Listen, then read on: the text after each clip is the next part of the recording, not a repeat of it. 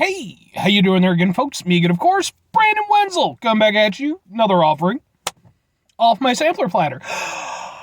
Yes, hey, folks, I'm playing a video series of videos I've been doing for a while now. I go over there to try out food and drink items. I eat stuff, I drink stuff, and folks, I'm going to talk about stuff. I'm going to let you know all that you need to know about hopefully delicious stuff that time I'm doing this, folks. I'm not going to lie. It's warm out. I don't like it, and I'm not a fan, but we're getting there, and it's warm, but that kind of ties into the thing that I'm going to review. But we'll get there. In the meantime, folks, it's a super simple format. I'm going to go over there. I'm going to put stuff in the gob. I'm going to use the same gob to go over there and put words out there. I'm going to describe the things that were in the gob. That's how that whole thing goes. I mean, you know, the food things, because there's other things. There's teeth in the gob. There's tongue in the gob. You know, tonsils. Still got my tonsils. Oh, yeah. I don't know. It does go over there and mad flex on some people without their tonsils. Like, yo, what up? Tonsilless. Oh! Burn them. But whilst I'm doing so, I'm inside the truck, and I'm wearing a super cool shirt. Folks, when I wear super cool shirts, I like to highlight the super cool shirt. What super cool shirt am I wearing today? Well, folks, it's been a little bit since I've worn this one in a review. It's my PM Entertainment shirt. What the fuck is PM Entertainment? I hear you ask. Oh, please let me go into it. So PM Entertainment, they were a film production studio that existed from like the 80s until I believe technically into like the early 2000s. Eventually, like the owners, I know like they sold off the rights to their catalog and everything. So it's, you know, functionally defunct, as it were. But they made some of the best, like, low-budget action and martial arts films just throughout that whole period of time.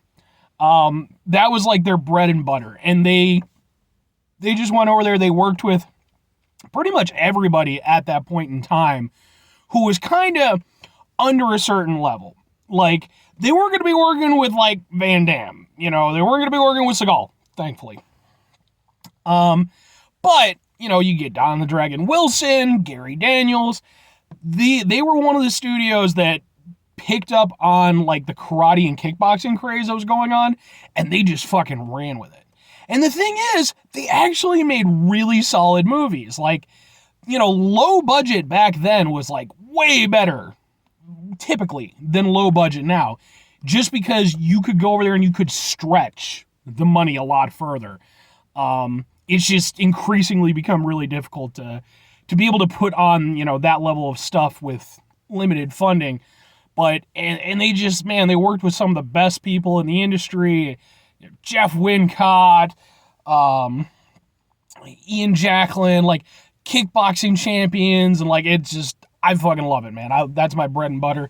So I went over there one day, after I became aware that I owned, like, a good chunk of PM Entertainment's catalog. I went over there and I looked it up, and I was like, yeah, they have a PM Entertainment shirt. But anyway, what am I trying for y'all? What are we doing? Why is it good because of the warm? Well, it's boom! It's this, but it doesn't have a thing.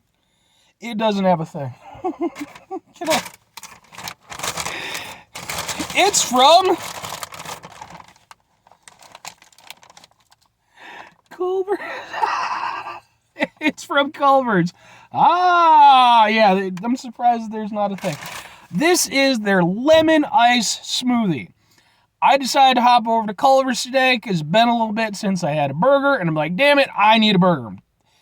I'm not tired of pizza. I could eat pizza when the fuck ever, but I've had a lot of pizza lately, and I was like, I want a burger. Go to Culver's. So I had a couple things that I was interested in, and when I saw this, I'm like, I gotta give it a shot. So, let's give it a go, folks. Let's give it a go. It is, I mean, they call it a smoothie, but it's not that smooth. I doubt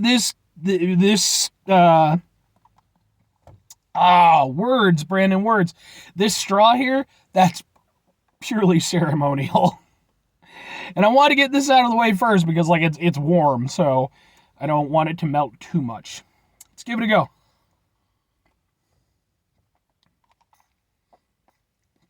Ooh. That is tasty.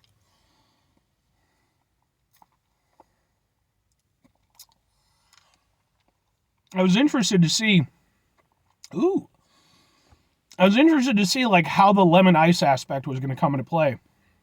But I can go with it. It reminds me a little bit of like a lemon sorbet kind of thing. Where like it's got the lemony, but then you've also got like the, obviously the creaminess of the ice cream.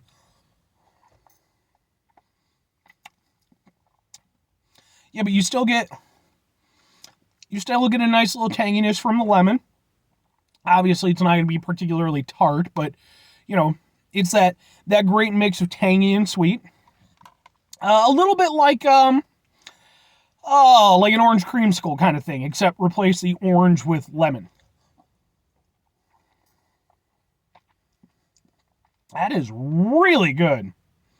Like, super duper good.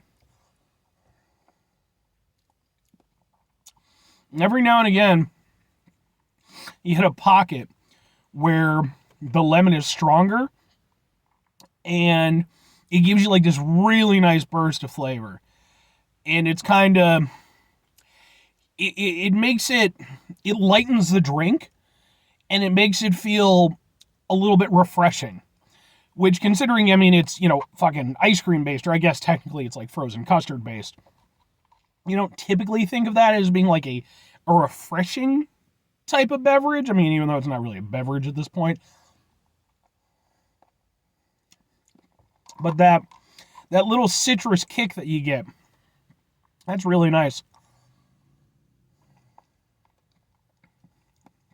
Because, like, for most of it, it's just, tasty vanilla frozen custard. Like, it's good. It's got a nice flavor to it. It's nice and chill. It's great for a warm day. I'm down with that.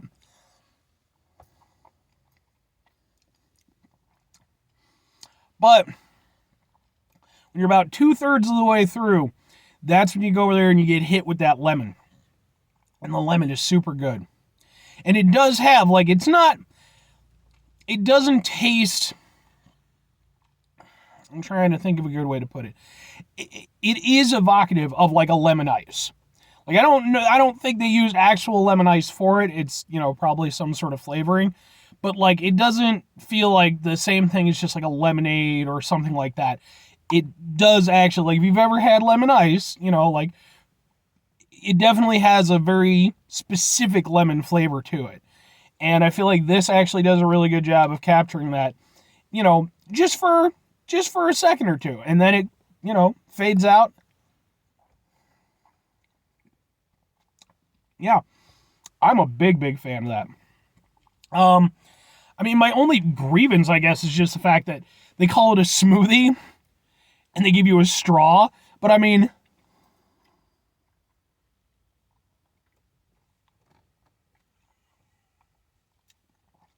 ooh, man. Okay, that's an interesting development. It would appear, I was able to get a little bit through the straw after some considerable effort. It would appear that the lemon flavor is really at the bottom. Because when I did actually manage to get that, or maybe it just condensed the flavor, I don't know. But that one, man, I got hit with the lemon flavor. Like, that was like more lemon than vanilla.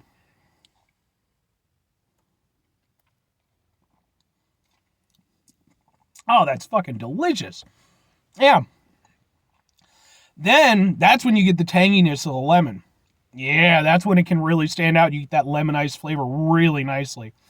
Yeah, man, the only point of contention I have is, like, what with it being, like, a smoothie, it's really not the most drinkable thing in the world.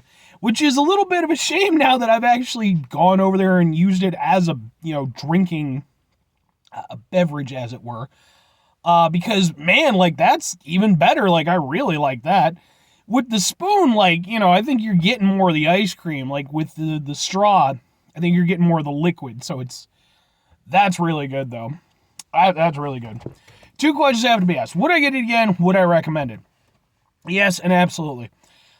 I would 100% get this again. Like, Culver's always has good frozen stuff. There's no two ways about it. But I don't hit up Culver's a lot. Usually if it's like a new item or if I'm like particularly hankering for a given item off their menu, this is one of those things though where I could see like just being like, especially now that it's getting warmer, just be like, yeah, I'm gonna head to Culver, go over there and get me some of that. And I think for recommending it, it's if you like lemon ice, I think absolutely it's worth trying.